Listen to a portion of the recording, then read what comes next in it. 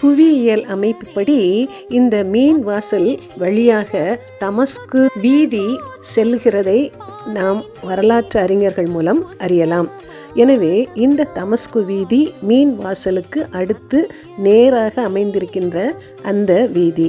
இந்த தமஸ்குவிலே 2 முக்கியமான சுவிசேஷ ஊழியர்களை குறித்து நாம் வேதத்திலே பார்க்கின்றோம்.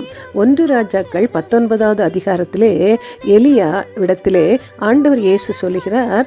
1 ராஜாக்கள் 19:15 வசனத்திலே ஆண்டவர் எலியாவை பார்த்து சொல்லுகிறார், அப்பொழுது கர்த்தர் அவனை பார்த்து, நீ தமஸ்குவின் வழியாய் வனாந்தரத்துக்கு திரும்பி போய் ஆசுகேலை சீரியாவின் மேல் ராஜாவாக அபிஷேகம் பண்ணி, பின்பு நிப்சியின் குமாரனாகிய யெகூவை இஸ்ரவேலின் மேல் ராஜாவாக அபிஷேகம் பண்ணி, ஆபேல் மேகோலா ஊரானாகிய சாப்பாத்தின் குமாரனாகிய எலிசாவை உன் ஸ்தானத்திலே தீர்க்கதரிசியாக அபிஷேகம் பண்ணு.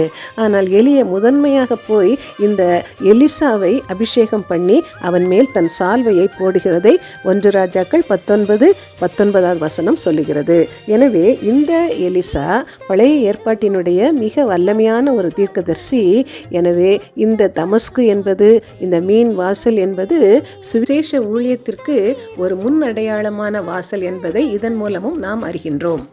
புதிய ஏற்பாட்டிலேயும் 13 அல்லது எபிரேயர் நிருபத்தை சேர்த்தால் 14 நிருபங்களை எழுதின பவுலும் கூட இந்த மீன் வாசலை நேராக வருகின்ற அந்த தமஸ்கு வீதியிலே தான் ஆண்டவராகிய இயேசு கிறிஸ்துவை தரிசித்து பவுலாக மறுரூபம் அடைகின்றதை நாம் பார்க்கின்றோம்.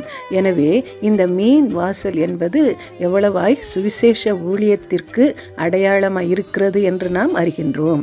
இன்று நம்முடைய ஆவிக்குரிய ஜீவியத்திலேயும் இந்த மீன் வாசலை நெகேமியா புதுப்பித்து கட்டினது போல நாமும் பரிசுத்த ஆவியானவருடைய ஒத்தாசை கூடு நம்முடைய சுவிசேஷ ஊழியத்திற்காக நாம் ஆயத்தமாவோம், மற்றவர்களையும் ஆயத்தப்படுத்துவோம்.